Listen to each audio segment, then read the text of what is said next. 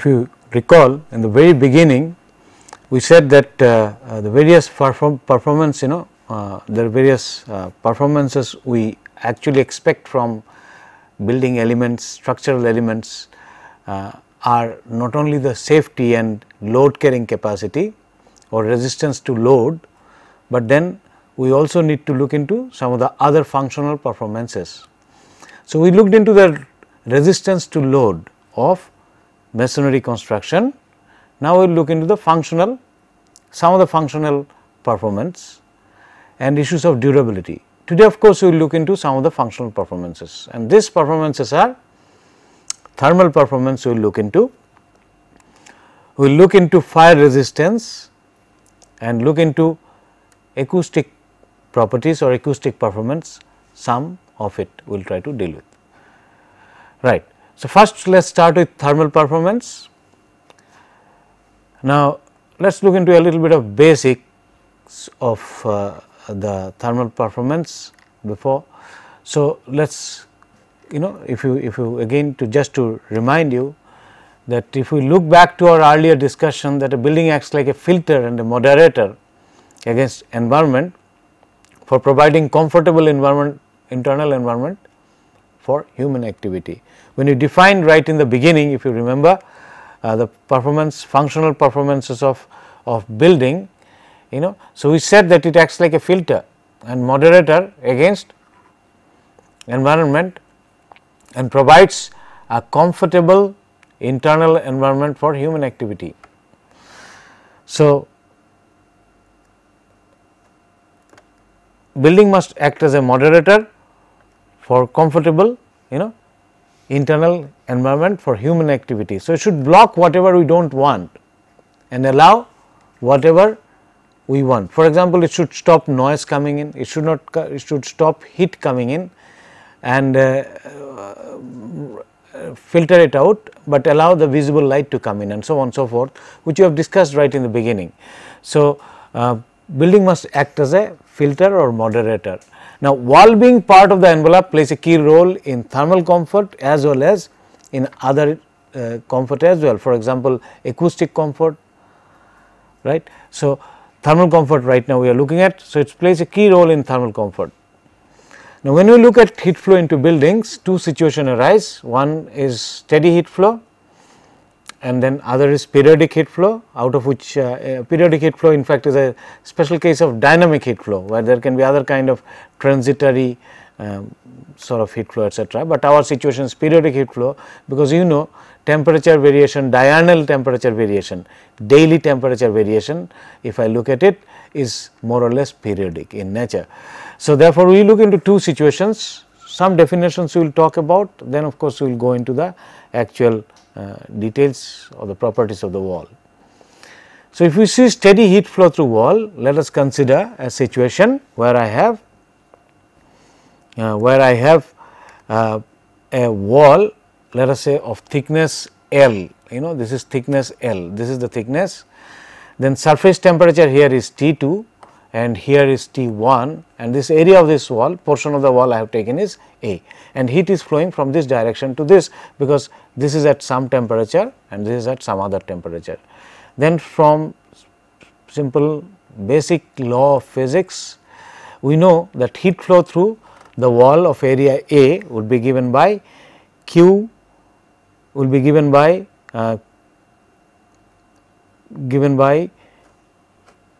it will be given by Q equals to Ka into T2 minus T1 divided by L. Q will be heat flow Q in watt per meter square, rate of heat flow through this will be given as rate of heat flow in watt per meter square will be given as K into area into T2 minus T1 divided by L. We know from basic law of heat transfer that amount of heat passing through this area of the wall is proportional to the temperature gradient, that is the difference in temperature T2 minus T1 divided by L, the thickness. So, it is proportional to T2 minus T1, the temperature difference, inversely proportional to the thickness L, and is also directly proportional to area A, and K is constant of proportionality, which we call as thermal conductivity, and its unit is watt meter degree centigrade, watt per meter degree centigrade. So, that is the rate of heat flow under steady condition when T2 and T1 are maintained constant, surface temperature T2 and T1 is maintained constant, right. So, this is we can define some properties of the wall with respect to some steady flow, although we know that actual heat flow in buildings is far from being steady, because outside temperature is not constant and neither inside temperature is constant unless it is maintained constant through either continuous supply of heat or withdrawal of heat. That is, if you have an heating, ventilation and air conditioning system in the building, or air conditioning system in the building available, then you can have a constant temperature within, otherwise the temperature may not be remaining constant. In an unconditioned building it is not constant. So, if it is not constant and if also outside temperature is not constant, steady state heat flow in reality does not exist. But then we can, unless we understand the steady state property or define certain properties with respect to steady state, it becomes difficult to look into the periodic heat flow, and generally the properties of the material we define, some properties we define with respect to steady heat flow and some other properties with respect to periodic heat flow for simple understanding. Although actual calculation of heat flow into building in the context of energy efficient building design is much more complex. Several softwares are available, but at the moment we are not looking into those situations. We are simply trying to look into some properties of the wall through which you can qualitatively at least understand how good my wall is or how bad my wall is, right. So, one of the properties are related to the steady heat flow, and that let us see what it is.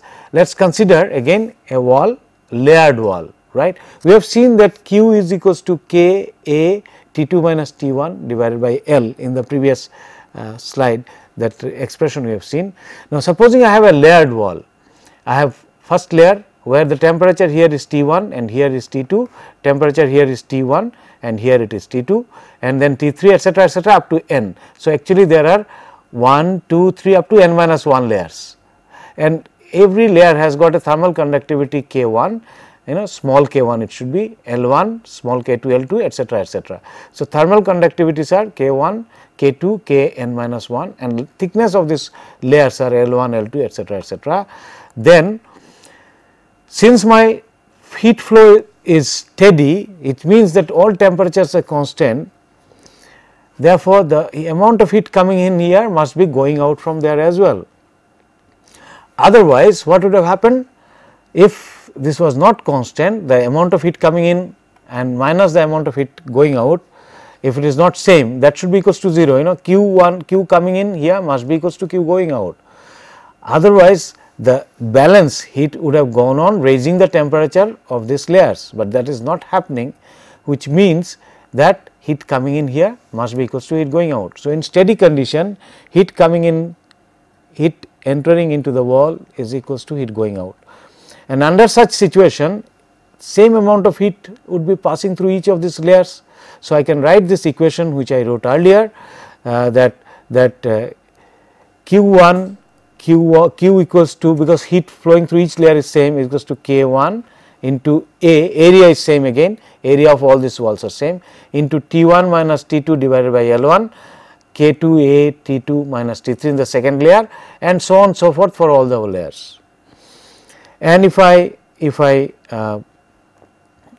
continue this, if I further just rewrite this T1 minus T2, rewrite an expression for T1 minus T2, similarly T2 minus T3 etc., and add up, then I get T1 minus T2 plus T2 minus T3 etc., etc., last term will be Tn, will be equals to Q by A, every time Q by A within bracket, then L1 divided by K1 divided by okay, since I am writing taking L1 divided by K1 plus L2 divided by K2 etc., n minus 1 divided by k n minus 1, because I am writing T1 minus T2. So, I will take the Q1 on this side, A on this side. So, it will be Q by A K1 divided by L1 and so on. I will sum up so many terms. When I sum up all the temperatures T1 minus T2 plus T2 minus T3 etc., etc.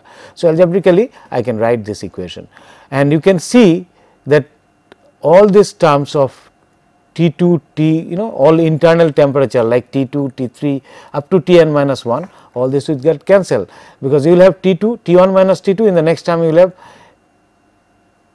T2 minus T3, and the next term we will have T3 minus T4 etc., etc. So, you will have a negative term, first negative term from first layer, but a positive term of this temperature T2 from the second layer, and therefore, all such internal temperatures is cancelled, leaving me T1 minus Tn equals to Qa into this L1 by K1 plus L2 by K2, and I write all of this equals to R. So, if I write all of them equals to R, then Q T1 minus Tn can be written as Q by A into R, where R stands for R1 plus R2 plus etc., etc., where R1 is equals to L1 by K1 and R2 is equals to R1 is equals to L1 by K1 and R2 is equals to L2 by K2 etc. So, as you can see, this is nothing but resistance, 1 over, this is thermal conductivity or conductance. L1 by K1 is a kind of resistance, right, resistance offered to heat flow. So, that is what it is. So, these are resistances of individual layer, and since these layers are in series, I can sum up this resistances to get the overall resistances, and Q over A multiplied by the overall resistance is a T1 minus T2 Tn. So, this is the first observation or first equation we get, and from this we can define some properties, but let us look into the situation. So far we have looked into surface temperature, but actually surfaces are never exposed directly, they are always surrounded by fluids, they are in air. So, wall is in air, roof etc., slab they will be floor they will be also in air. So, now air to surface heat transfer, that takes place through convection and radiation, that takes place, for example, here from air to TOA is the outside air temperature, TO is the surface temperature, TI is the inside surface temperature and TI is the outside air temperature. This value is TIA, this is TOA. So, how the temperature profile will look like? There will be a sudden drop here, and then of course, this if there is a homogeneous wall, this will be uniformly reducing to Ti, and then there will be again a sudden drop.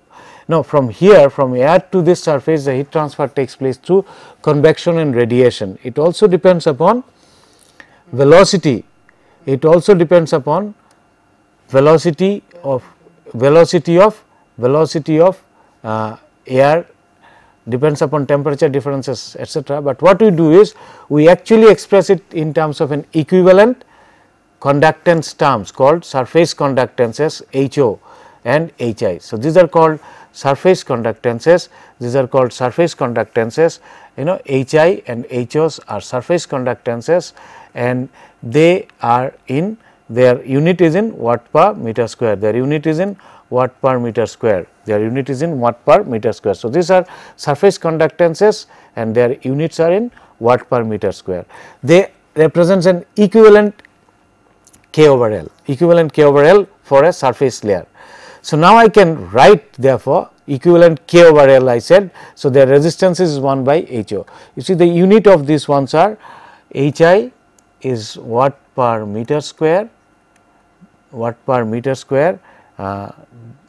degree centigrade, watt per meter square, degree centigrade or degree Kelvin, that is what you will write, and HO also is the same unit. So, they have watt, they are in watt per meter square, degree Kelvin, and these values roughly for outside walls usually it is around 12, order of 12.5 watt per meter square degree centigrade or degree Kelvin, and inside is around 8 or so for walls, most of the walls. So, anyway, so then we can consider these two as two separate layers, and we can write same expression which we have written earlier, that is Q equals to H naught, since the heat flow from here and through the wall and through the outside surface is all same. I can write H naught into A TOA minus TO H I A TIA minus TO is equals to 1 by R TO minus TI into A. You know, just repeating the previous expression, because this has got a resistance of R. So, 1 by R into TO minus TI into A is equals to Q, that we know from the last expression, last slide expression, and same thing must be equals to H I into A into Ti by Ta, because this we have defined as watt per meter square. So, multiplied by meter square into per temperature difference, and this how the expression should be. So, then I can write this whole thing by putting an equivalent term like this I did earlier. Supposing I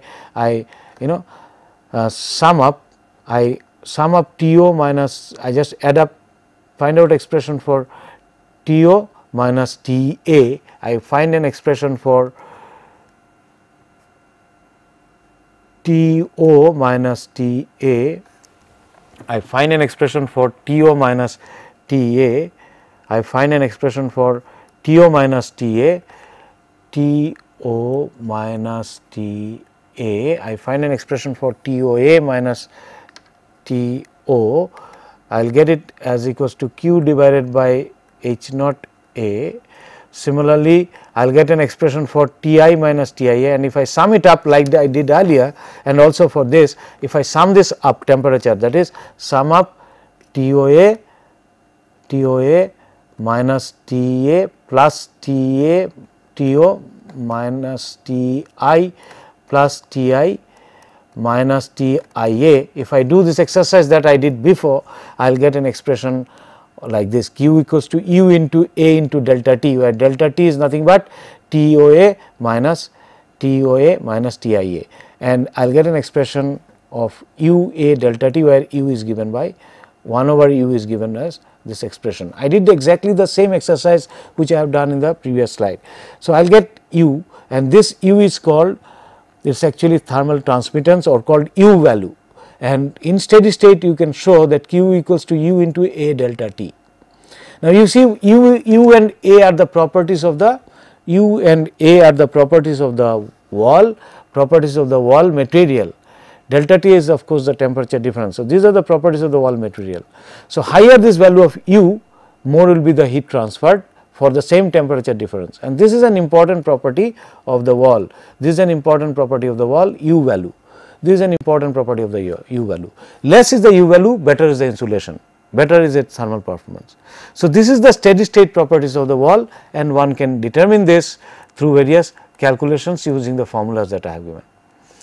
Supposing I have walls in parallel, several walls, several surfaces are there which are in parallel like A1, A2 up to AN, then total heat flow through each of this one will be, and they are subjected to same temperature differential TOA minus TIA, they are subjected to same temperature differential TOA minus TIA. Then overall heat flow through this set of surfaces, all these surfaces which are parallel to each other will be given as U1 A1 plus U2 A2 etc., multiplied by all this. So, total U of the all of the system would be overall many surfaces which are in parallel will be given as U1 A1, U2 A2 and UN AN. So, therefore, U value you can see is an important property of the walls, and it depends upon thermal conductivity of the materials in the wall. If there are several layers, thermal conductivity of the several layers should be there, right. Okay. Right. So, this in this case different surfaces are exposed to same temperature, and this U values of this this U values of each individual wall you can find out, and since their areas are known, overall U one can find out.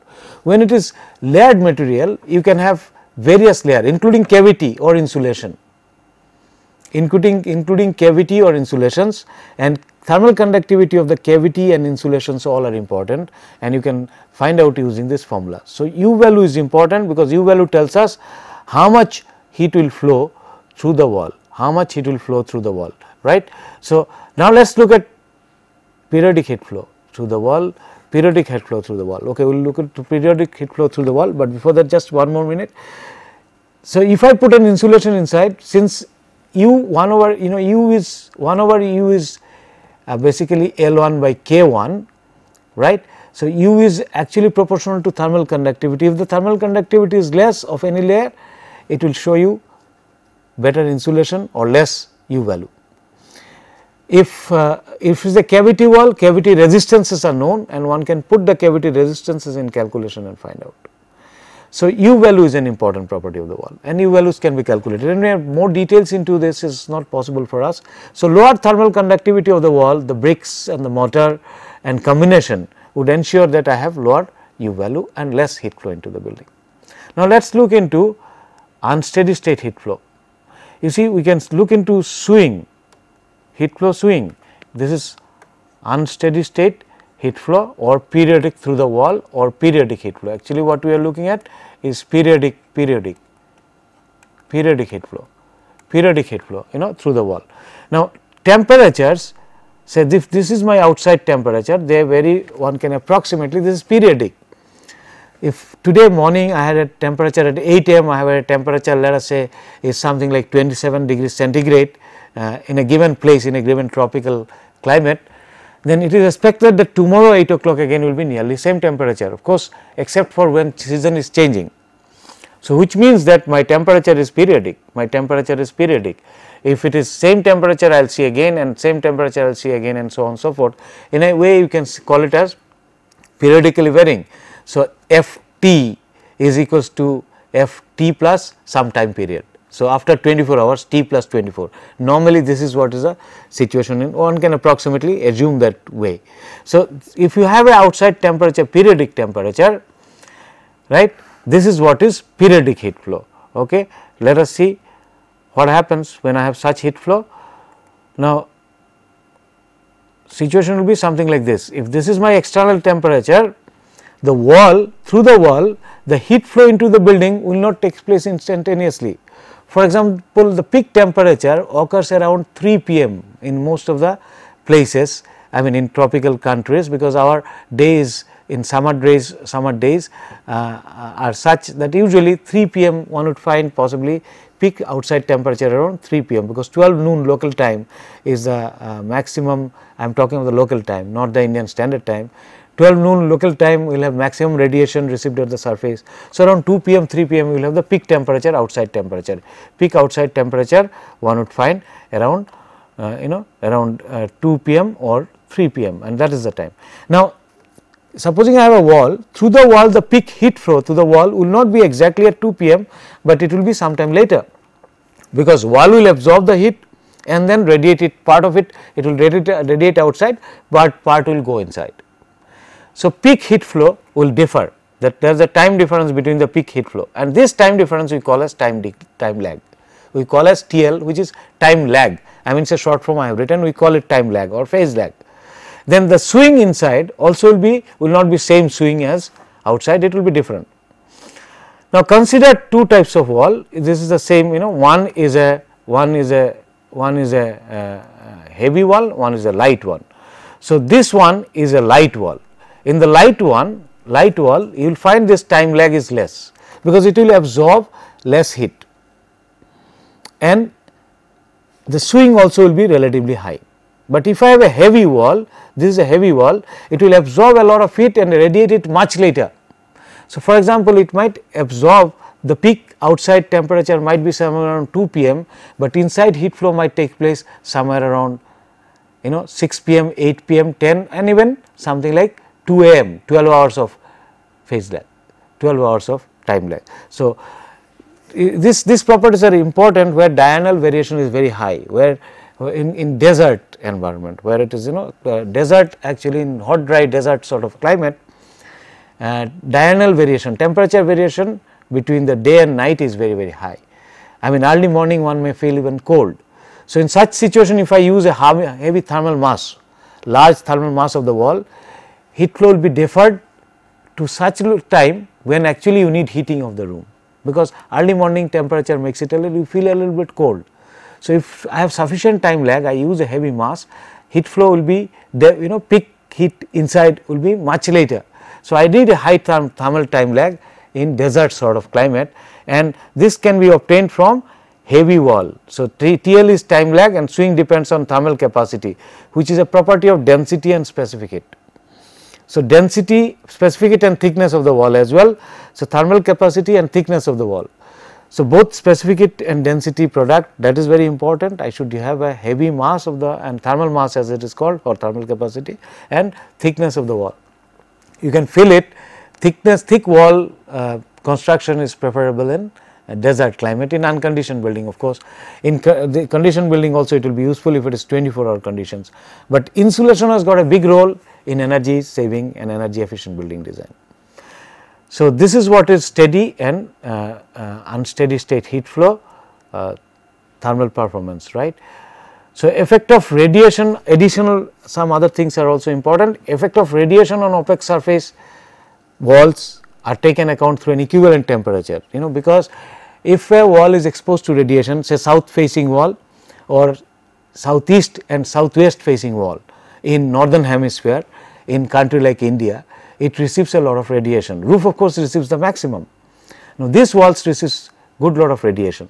Now, this radiation outside air temperature of course is very much there. For example, a north facing wall does not receive radiation except in early in the morning and late evening in slightly higher latitude, right. Say most of the part it will not receive the direct solar radiation, sun's radiation, direct sunlight will not be there on that, but the air temperature still is there. So, therefore, due to air temperature heat flow will be occurring inside. But if you look at the south facing wall especially in winter, or southwest or south facing wall, southeast facing wall or west facing wall also in the afternoon, they will receive radiation.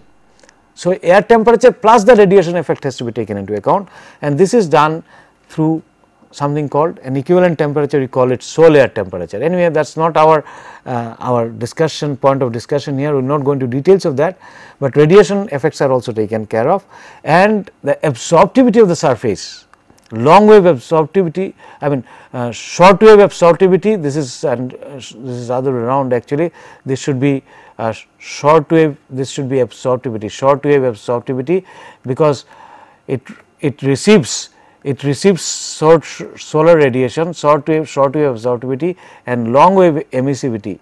Well, this will be same because short wave emissivity is same as the absorptivity. So, there is no problem. So, these ones are important, these ones are also, these properties are also important. Short wave absorptivity and long wave emissivity, they are important properties, because if it is absorptivity is high, it will absorb more radiation.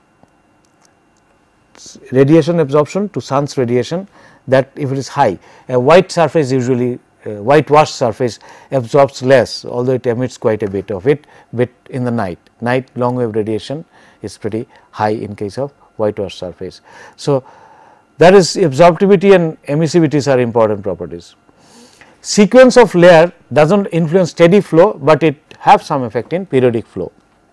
So, if you put the insulation inside or outside would not matter as far as steady flow is concerned, but that will have some effect on periodic heat flow. So, that is all about the thermal performances. Now, let us look at the fire resistances. Fire resistance is another performance, very important performance. So, let us look at fire resistance. Now, what is fire resistance? Fire resistance is defined in terms of time. Fire resistance is defined in terms of time, and it is the time, let me give you a formal definition, it is the time, it is the time up to which the wall can sustain the standard fire safely without loss of integrity and insulation. Fire resistance is defined as the time up to which the wall can sustain the standard fire safely without loss of integrity and insulation.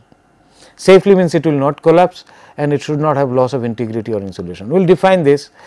Now, standard fire, what is up to which standard fire? Now, standard fire is defined by the time temperature curve.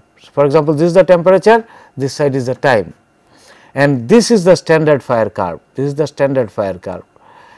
Standard fire curve of a furnace, actually we do it through a fire test. So, fire test is done in furnaces where you generate time temperature versus as a function of time, and it should follow this sort of a curve, which is defined by this equation. Temperature should be equals to, temperature of the furnace temperature should be equals to Ta is the ambient temperature, that is initial temperature, room temperature, initial furnace temperature, plus 345 log log of 8t plus 1, where small t means time. Small t means time, capital T is the temperature in degree centigrade. So, standard fire curve is something like this. Now, supposing I subject my wall to this furnace curve, then if it sustain this, that means it remains safe, does not collapse or does not show excessive deformation till 60 minutes, then its fire resistance I will call it 60 minute or 1 hour. If it sustain this standard fire for 4 hours governed by this equation, so remains there, sustains, does not collapse, does not crack, does not transmit the fire or heat to the next side, then I call it for 4 hours, let us say, then its fire resistance is 4 hours. So, fire resistance is defined in terms of time, which up to which the wall can sustain the standard fire safely without loss of integrity and insulation. Real fires really look something like this. They are not exactly same as the standard fire, but we can define what is called equivalent fire severity if the time temperature area under this curve and this curve is same. Anyway, that is details we are not going into, but we have defined the fire resistance. We must understand that fire resistance, its unit is in time, and it is the time for which a wall or a building element can sustain the standard fire. That is the basic idea. Okay, something more about this. So, safety implies that wall shall neither collapse nor exhibit excessive deformation. It should not show excessive deformations, right. Okay. Then integrity is judged by ignition of a cotton pad.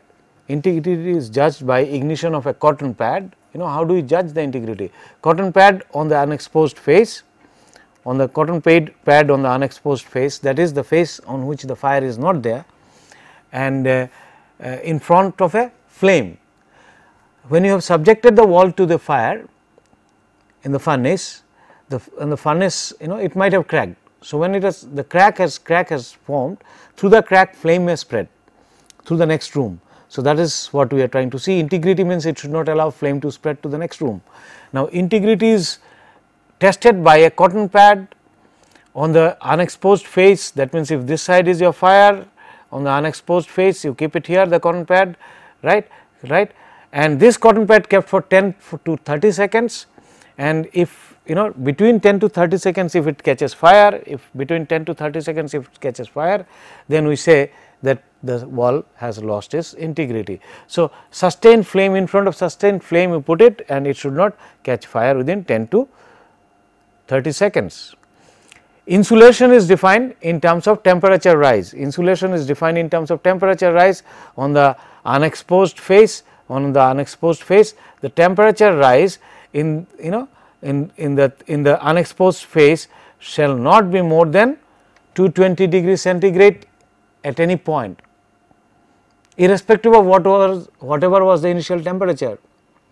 Not the temperature, temperature should not be more than 220. So, you measure by you putting thermocouples at close spacing, and at no point temperature should be more than 220 on the unexposed face, and temperature rise should not be more than 180 degrees centigrade, nor the average temperature rise should be more than 140 degrees centigrade.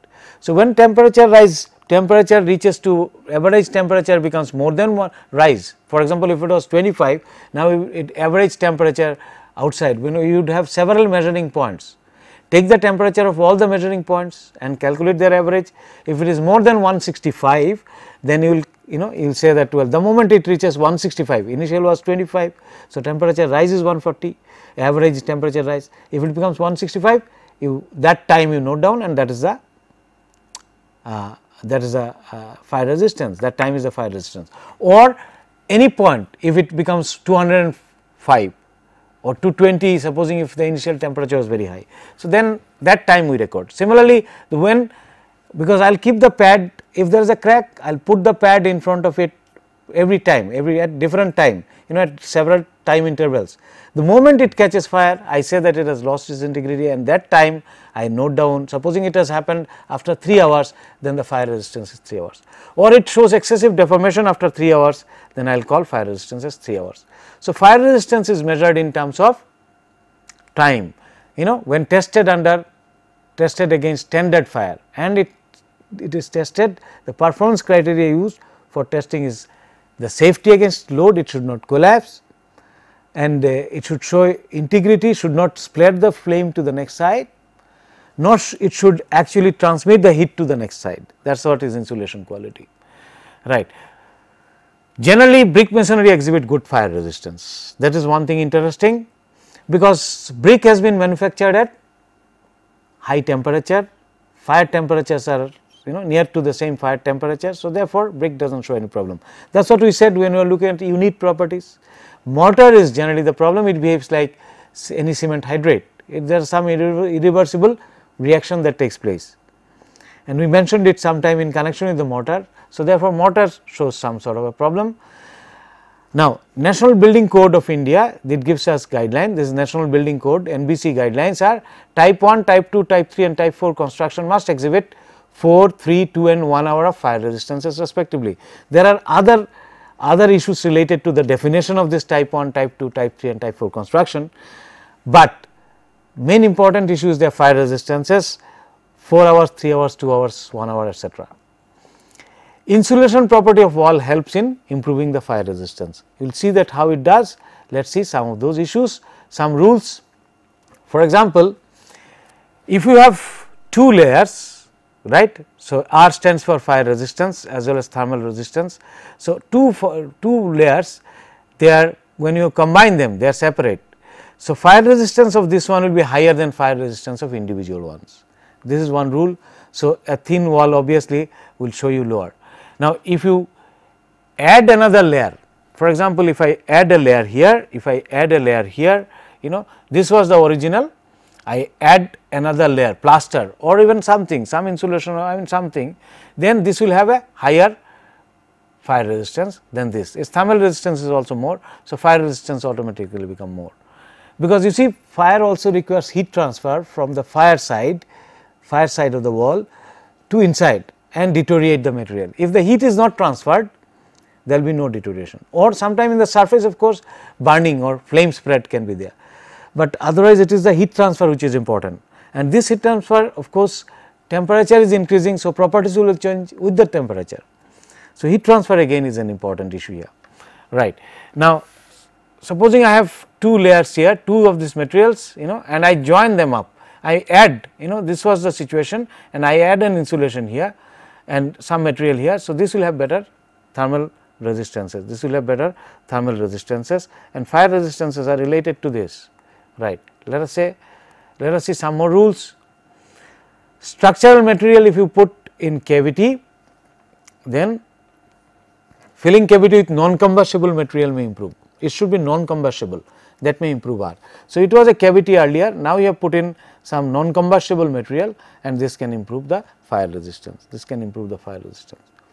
Addition of lower layer towards the fire exposed surface, insulation layer, if you put it, so this of the structural material will be better than this.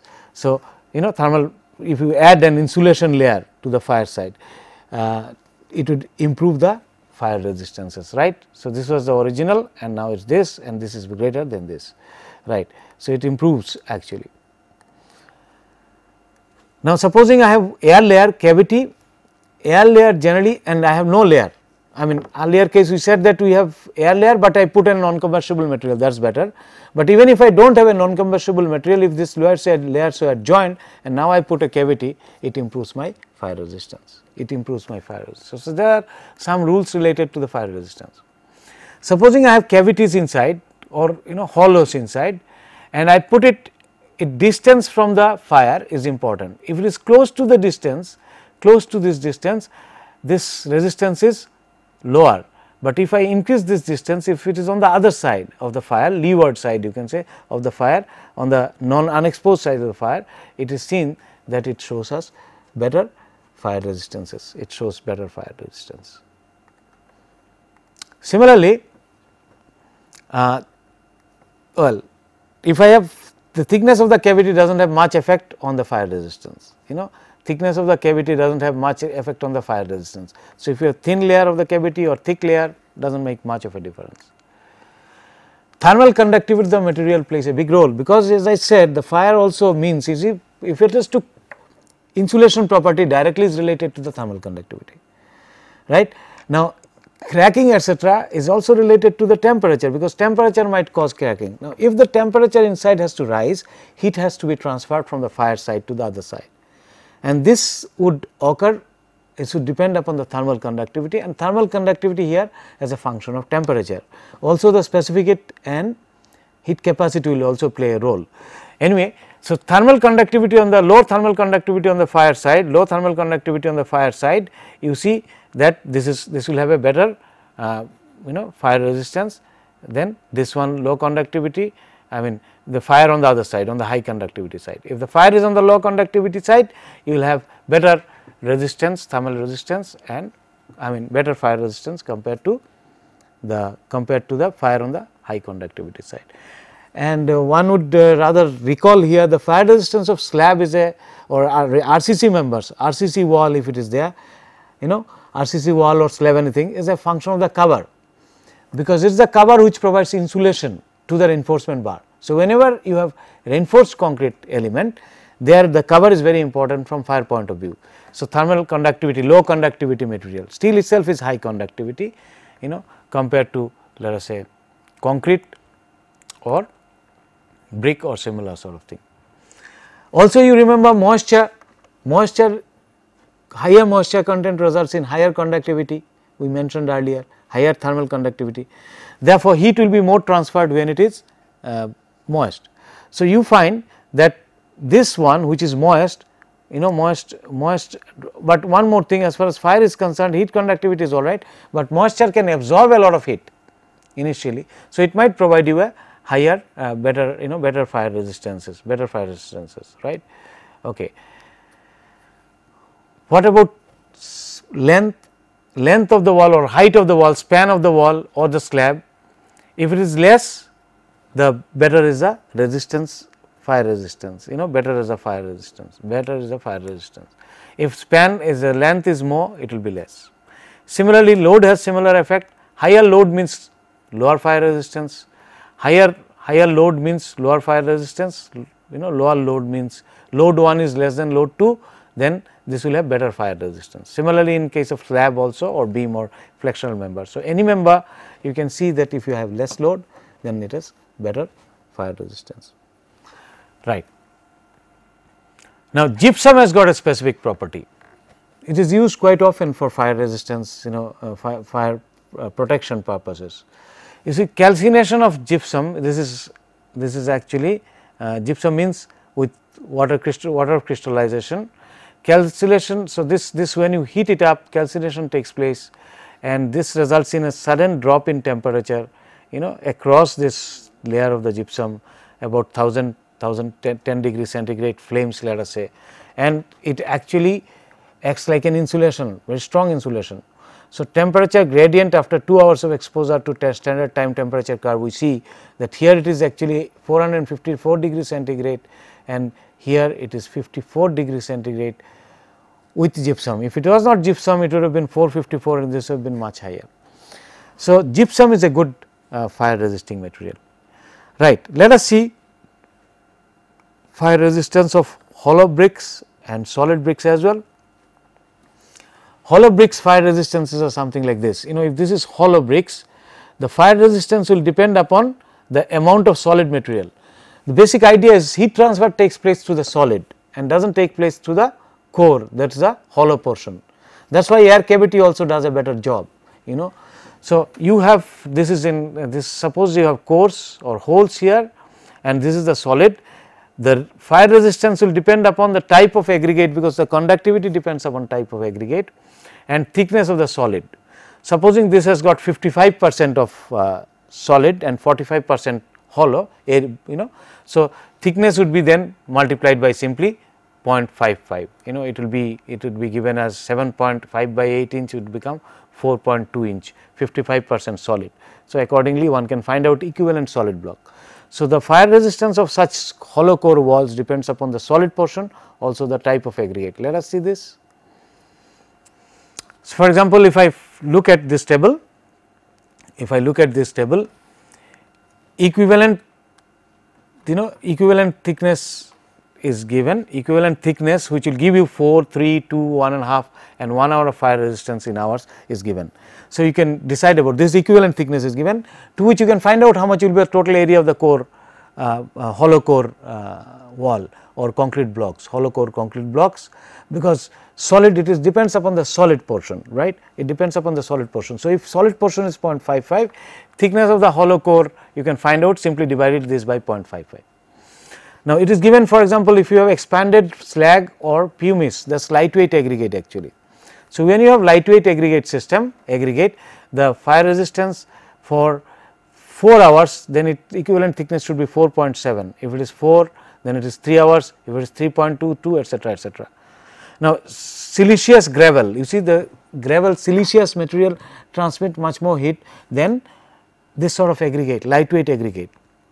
So, heavyweight aggregate, I mean not heavy, normal weight aggregate would transmit more heat.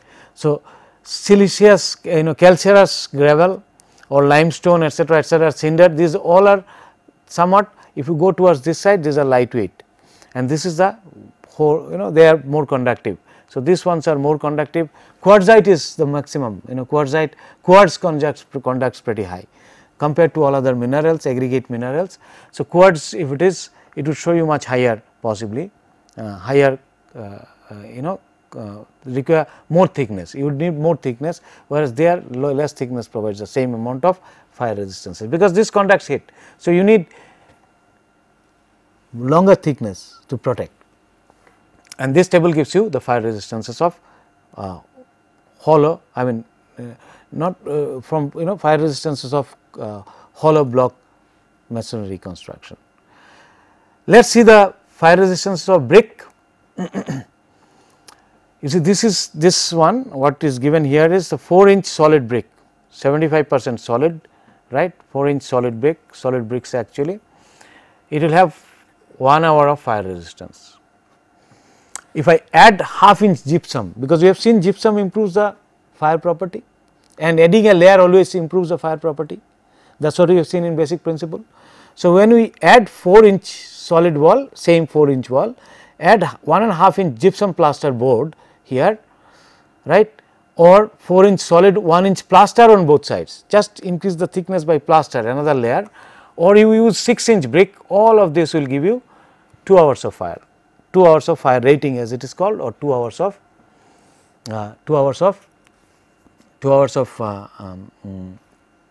fire resistance. Let us see what happens if I use, instead of 4-inch, half brick wall. We are talking so far of the half brick wall. Now, if I have 1-inch brick wall, 1-inch thick brick wall, like in this case it is nearly 8-inch hollow brick. Of course, this is being talked about is 8-inch hollow brick, 8-inch hollow brick, right, and 8-inch brick with cavity wall, 75% air space is given, 75% solid air space is given. Then this can give you about 3 hours of fire rating or fire resistance, right. Now, in this case cavity, if you use perlite insulation, this can provide 4 hours fire rating. So, in this one, instead of using this portion, instead of using just air, supposing you put an insulating material, we said that non-combustible material between the air cavity increases the fire resistance. So, this can give you 4 hours. The principle that we talked about, now here is the examples of the principle that is being used. So, if you put some sort of perlite, which is an insulating material, right, perlite, that can improve it to 4 hours. So, here you put, this will improve the 4 hours, right. Now, brick, solid brick, this was actually hollow brick, this was hollow brick, 8-inch hollow bricks, right, and if you put perlite in the hollows, then it will improve. Similarly, air cavity 75% solid, and air cavity is there 8-inch total solid portion. So, 75% solid, that can give you 3. Now, supposing I have got 8-inch solid brick, then this gives me 4 hours of, right, 4 hours of fire rating, and same brick when I made it 10-inch brick cavity, right, 10-inch brick cavity, 75% solid, air space is inside, and I get 4 hours of fire rating. So, typically 9-inch brick wall, which is very common in our 9-inch sort of brick wall, which is quite common in some parts of the country, northern part of the country, or even 20 centimeter thick brick wall. If it is a modular brick, sizes are in centimeters, they are solid brick wall is likely to provide you about 4 hours of fire rating. They are likely to provide you about 4 hours of fire rating. So, this is the discussion on fire resistances. Let us look at another property, the last property that we are looking at today, noise insulation of walls. The wall must serve as a purpose of noise insulation, could be partition walls. Okay. Now, first let us define something. How do you define noise?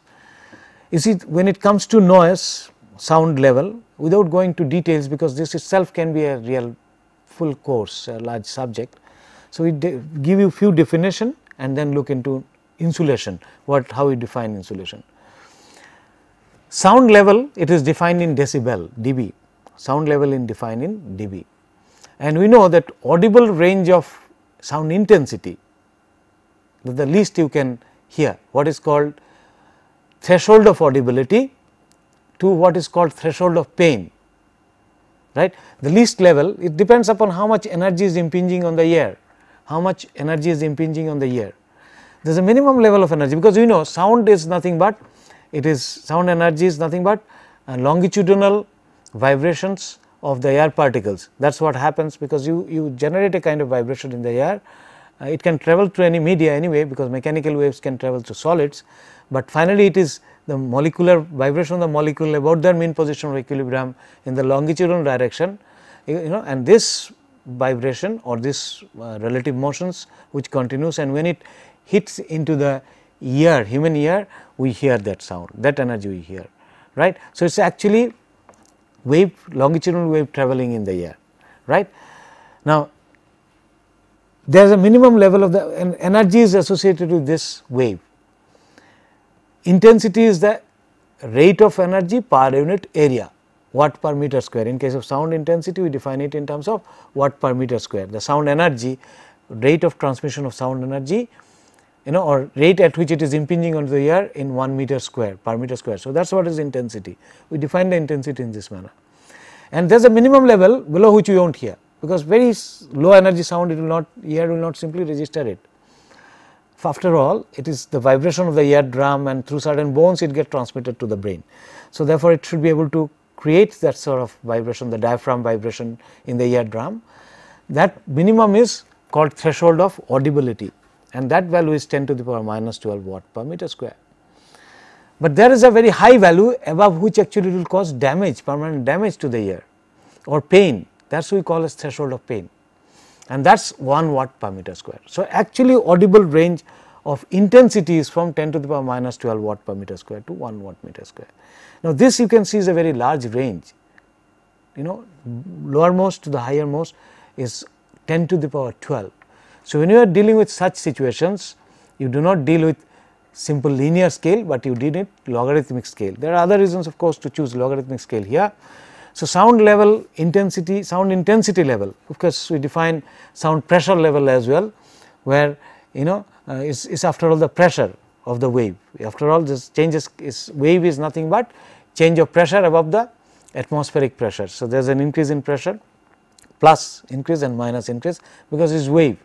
So, pressure variation is there, plus minus pressure variation, and that pressure we express in root mean square terms. That all details we are not interested right now. So, you can express it in terms of what is called pressure level. Let us deal with the sound intensity level for our purpose and need not go into the details anymore. And sound intensity level is defined in dB and given as 10 log I over by I reference. So, what you are doing, whatever intensity, let us say it is 0.1 watt per meter square divided by a reference intensity, this will be a ratio, take log of that and multiplied by 10. So, reference is taken as 10 to the power minus 12 that watt per meter square, that is threshold of audibility. So, supposing I have here, for example, if it is threshold of pain will be 1 divided by 10 to the power minus 12, threshold of pain will be 1 divided by 10 to the power minus 12, which is equals to simply 10 to the power 12, and if you take log of that, log of 10 to the power 12 is simply 12 multiplied by 10 will be 120. So, 120 dB corresponds to threshold of pain, and if it is I reference is taken as 10 to the power minus 12 watt meter square, and threshold of audibility will be simply 1, so 0. So, you see the audible range of sound intensity varies from 0 to 120 dB, 120 dB. That is how we measure, express the sound intensity level. Let us come to transmission loss, the property of the wall. One major property of the wall is that it should provide us insulation. That means, if I have noise on one side, should not get transmitted to other side, and that property which measures, we call it sound transmission loss, right, or sound transmission characteristics. As transmission loss could be a good idea. Now, ratio of transmitted energy to incident energy is called transmission coefficient, tau, and transmission loss can be defined as 10 log 1 over tau. Ratio of energy transmitted to energy incident upon a wall, we call it as transmission coefficient, and transmission loss is defined as 10 log 1 over tau, and this is a measure of insulation quality. This is a measure of insulation quality. So, this must be high, this must be high, and this is a measure of insulation quality, and this must be high, and this is given through this formula, empirical formula is Mass law, it is called Mass law, 18 log m plus 12 log f minus 25, or a simplified formula independent of for all average for all frequencies is given like this, 18 log m plus 8 m plus 8, and another one is given 14 log m plus 13. These are actually empirically determined, but actual values may vary even still slightly more. This is called Mass law, which we encounter in the normal frequencies that we come across, where m is the mass per unit area of the wall, f is the frequency. So, when for various frequencies transmission loss I can find out from this formula, and for all the frequencies average value I can find out when mass is greater than, mass per unit area is greater than 100 kg per meter square. So, this is valid for mass greater than 100 kg per meter square, this is valid for mass per unit area, mass density of the wall 100 kg, less than 100 kg per meter square. So, using this formula one can find out the transmission loss. Cavity walls have higher noise insulation, double layer walls have higher noise insulation, that the formula becomes different, it is not same, and they are much higher. So, two layered multiple layer wall has got higher noise insulation. Anyway, noise reduction okay, this is the major property, and we see that the code gives us some of those values. We will just quickly look into this. Noise reduction coefficient is another parameter, another property, and this is related to absorption of sound by the wall. You can put various absorbers, right. For example, in this room there can be absorbers, so that noise noise can be absorbed, right. So, absorption is the energy absorbed divided by energy incident. Incidentally, absorption of an open window is 1, because it absorbs, allows everything to pass through. So, anyway, so this is noise reduction coefficient, NRC is the average absorption coefficient at certain important frequencies. This is other property of the wall. So, these are the properties of the wall, these are the properties of the wall, these are the properties of the wall. There are some values, codal values, there are some codal values available with us, some codal values, okay. This code gives us some values of the noise reduction coefficient, and current, and these values are close to the values that has been given in the there's a close to the values that has been given by this formula. We will try to look into some of those values in the next class. Right now, let us summarize. We have defined discussed about the thermal performance of walls and brick masonry in particular. We have tried to define what are the properties, although I did not give you some values, but we understand what those properties are. Then we tried to look into the fire resistance properties of walls, and then we gave some reference to the solid walls as well as hollow core walls, and then lastly we look to the acoustic properties. And I think this is this values, some values are just I have, these are for plastered wall, this is from the code, these values are from the code. For example, for 7.7 centimeter thick wall, insulation is decibel, 45.7 decibel, and so on. So, these values are there, we might look into the one again in the next class. Thank you. So, that is finishes our discussion of the day.